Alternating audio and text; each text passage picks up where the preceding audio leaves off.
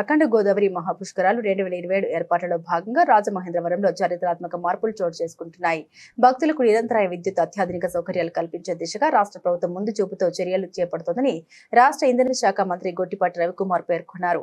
సోమవారం రాజమహేంద్రవరం సిటీ నియోజకవర్గ పరిధిలో భూగర్భ విద్యుత్ లైన్లు, సబ్స్టేషన్లు మరియు ఇతర విద్యుత్ అభివృద్ధి పనులకు రాష్ట్ర ఇంధన శాఖ మంత్రి గొట్టిపాటి రవికుమార్, పర్యాటక శాఖ మంత్రి కందుల దుర్గేష్, ఎమ్మెల్యేలు గోరంట బుచ్చయ్య చౌదరి, ఆదిరెడ్డి వాసు, బత్తుల బలరామకృష్ణ, మున్సిపల్ కమిషనర్ మేఘస్వరూప్ తదితరులు శంకుస్థాపన చేశారు.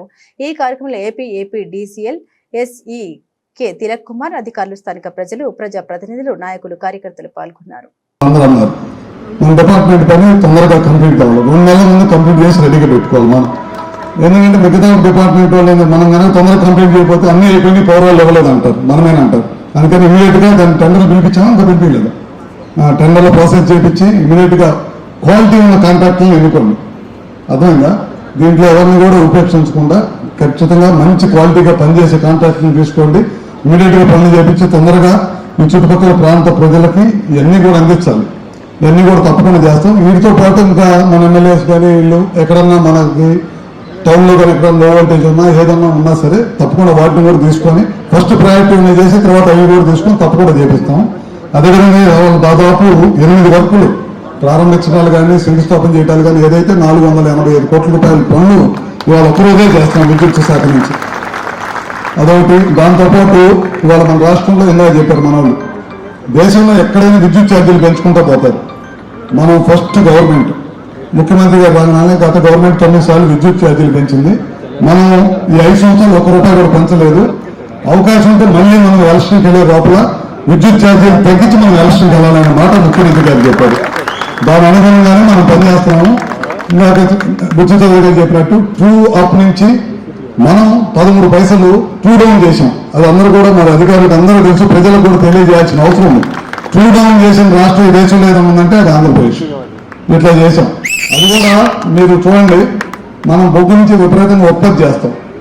ఈ సంవత్సరం మనం చరిత్రలో ఎప్పుడు ఉత్పత్తి చేయనంత విద్యుత్తుని ఉత్పత్తి చేసిన రాష్ట్రం మన ఈసారి మన కంపెనీ నుంచి ఉత్పత్తి ఎక్కువ చేసాము. ఈసారి రికార్డ్ స్థాయిలో ఉత్పత్తి చేశాం మనం ఈ సంవత్సరం. అది కాకుండా ఇప్పుడు చాలా సంస్థలు తీసుకొచ్చాం, చాలా వినూత్నమైన కార్యక్రమాలు తీసుకొస్తున్నాం. సూర్య గారు తీసుకొచ్చాం, ప్రధానమంత్రి గారు, ముఖ్యమంత్రి గారు అందరూ కలిపి వాళ్ళ ఆశీస్సులతో దాదాపు 6 లక్షల కనెక్షన్లు సూర్య గారి ద్వారా ఎస్సీ ఎస్టీ ఇళ్ల మీద 100% సబ్సిడీ తోటి పెట్టాలనే దానికోసం వాళ్ళు తీసుకొచ్చాం. కేంద్ర ప్రభుత్వం 60,000 సబ్సిడీ ఇస్తుంది, మనం ఒక 75,000 రూపాయలు సబ్సిడీ ఇస్తున్నాం. దాదాపు అవన్నీ కూడా మన వాళ్ళందరూ జాగ్రత్త చేసుకొని ఇమీడియట్ గా వర్క్ చేపిస్తే కనుక మొత్తం ప్రతి ఇంటిలోనూ కూడా వాళ్ళ డేటా లైట్ తోటి వాళ్ళు విద్యుత్తుని తయారు చేసుకుని వాళ్ళ ఇంటి అవసరాలకు వాడుకునేటట్టు చేస్తున్నాం. అది కాకుండా మిగతాది కూడా చాలా పెద్ద ఎత్తున ఇప్పుడు గుజరాత్ లాంటి రాష్ట్రాలు, మహారాష్ట్ర లాంటి రాష్ట్రాలు బాగా ముందు వెళ్ళిపోతా ఉన్నాయి. ముఖ్యమంత్రి గారు మనం కూడా కంప్లీట్ అవ్వాలి. 20 లక్షల కనెక్షన్స్ ధ్యేయంగా మనం ఇళ్ల మీద సోలార్ రూఫ్ టాప్ పెట్టాలనే ఉద్దేశంతో ప్రభుత్వం పనిచేస్తుంది. ఇప్పుడు 6 లక్షల కనెక్షన్స్ ఇస్తున్నాము. ఫ్రీ పవర్ 100% మనమే తీసుకొచ్చి చేస్తున్నాము. అదేవిధంగా బీసీలకు వచ్చేసరికి కేంద్రం ఇచ్చే సబ్సిడీకి 78,000 కాకుండా ఇంకొక 20,000 అదనంగా మన ప్రభుత్వం ఇవ్వడానికి నిర్ణయించుకుంది. ఎస్సీ ఎస్టీకి 100% మనం ఇస్తున్నాం అన్నమాట. ఇది కాకుండా రాబోయే రోజుల్లో వ్యవసాయానికి కూడా 9 గంటల డే టైం విద్యుత్ ఇవ్వడం కోసం PM కుసుమ్ అనే కార్యక్రమం తీసుకున్నాం. టెండర్లు అయిపోయి ఈ సమ్మర్లో అవి కూడా స్టార్ట్ చేయించాల్సిన అవసరం ఉంది. అవి కూడా ఇమీడియట్ గా స్టార్ట్ చేయాలని చెప్పి కూడా కోరుకుంటూ ఇంకా మనం సబ్స్టేషన్స్ ఇందాక పవర్ వోల్టేజ్ తక్కువ ఉన్నాయని చెప్పి చాలా మంది చెప్పారు. లో వోల్టేజ్ అనేది ఉండకూడదనే ఉద్దేశంతో 132 కానీ 220 kV సబ్స్టేషన్స్ కానీ లేకపోతే 400 kV సబ్స్టేషన్స్ కానీ దాదాపు 6,000 కోట్ల రూపాయలతో రాష్ట్రంలో పనులు జరుగుతాయి. ఇప్పుడు ఒక 220 kV సబ్స్టేషన్ ఓపెన్ చేస్తున్నాం. రాబోయే రోజుల్లో చాలా పెద్ద ఎత్తున మొన్న రికార్డ్ టైంలో ఎయిర్పోర్ట్లో, విజయవాడ ఎయిర్పోర్ట్లో రికార్డ్ టైంలో 2 నెలల ముందే సబ్స్టేషన్ అయితే ఓపెన్ చేసాం అన్నమాట.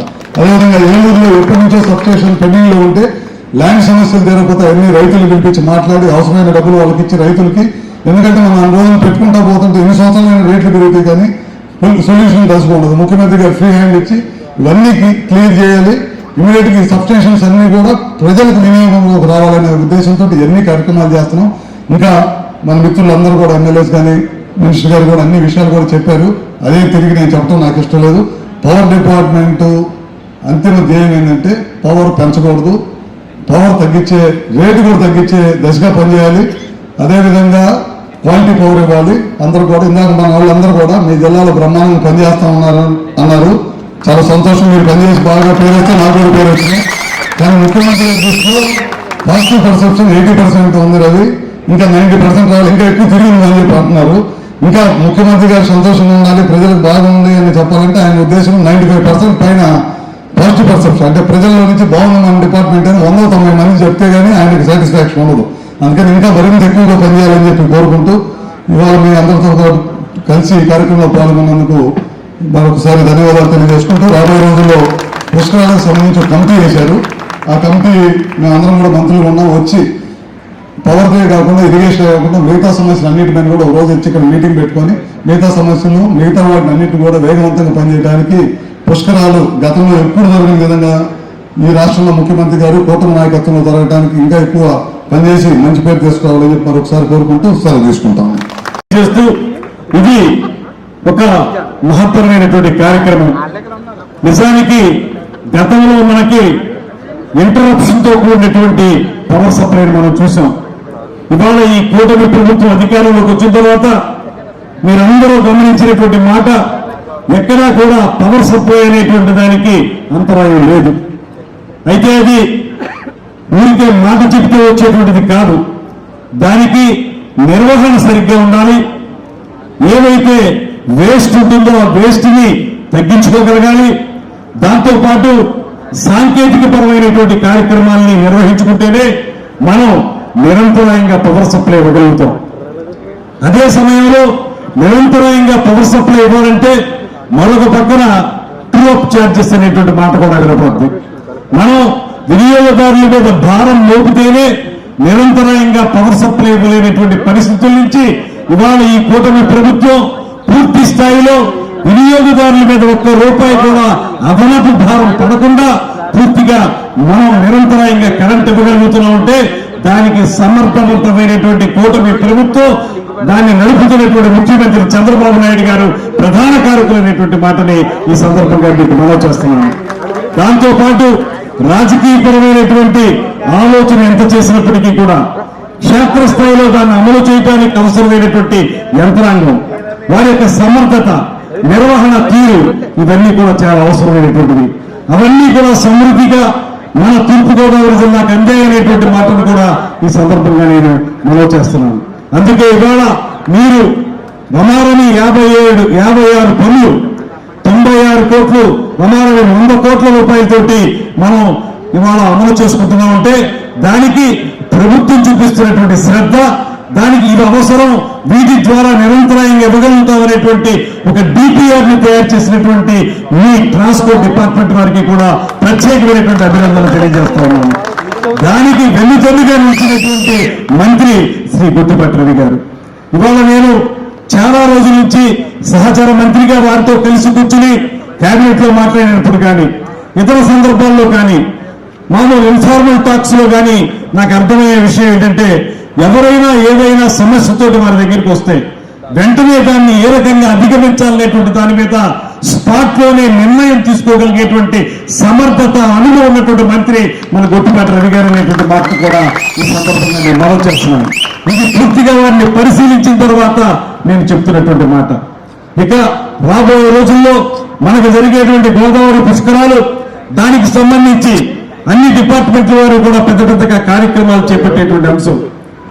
అదేవిధంగా పర్యాటక శాఖ తరపున కూడా రాబోయే రోజుల్లో మీకు పుష్కరాలు వచ్చే నాటికి ఒక పక్కన ఇక్కడ స్థానిక శాసనసభ్యులు ఏర్పాటు చేసినటువంటి రివర్ ఫ్రంట్ తో పాటు అఖండ గోదావరి ప్రాజెక్ట్ ని కేంద్ర ప్రభుత్వం నుంచి 94 కోట్ల రూపాయలు తీసుకొచ్చి దాన్ని డెవలప్ చేస్తున్నాను.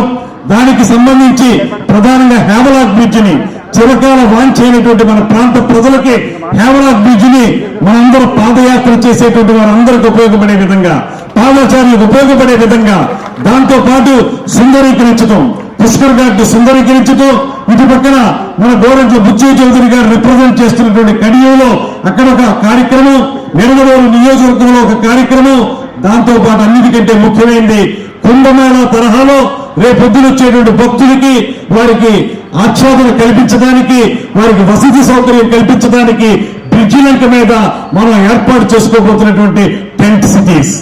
ఆ టెంట్ సిటీలు ఏర్పాటు చేసి వచ్చిన వారు ఎంతమంది అయినా సరే వారికి వసతి సౌకర్యం కల్పించేలాగా ఏర్పాట్లు కూడా చేస్తా ఉన్నాం. దానికి ముఖ్యంగా కావలసింది పవర్ సప్లై. ఇవాళ ఆ టెంట్ సిటీస్ కానీ ఈ సబ్ స్టేషన్స్ కానీ నిరంతరాయంగా పవర్ రావాలంటే ఈ కార్యక్రమాలు చాలా అవసరం. వాటికి ఒక సంవత్సరం ముందుగానే ఈ కార్యక్రమాలన్నింటినీ శాంక్షన్ చేయించి వాటికి శంకుస్థాపన చేయడానికి ఇచ్చేసినటువంటి రవి గారికి మన అందరి తరఫున కూడా ప్రత్యేకమైనటువంటి అభినందనలు తెలియజేస్తూ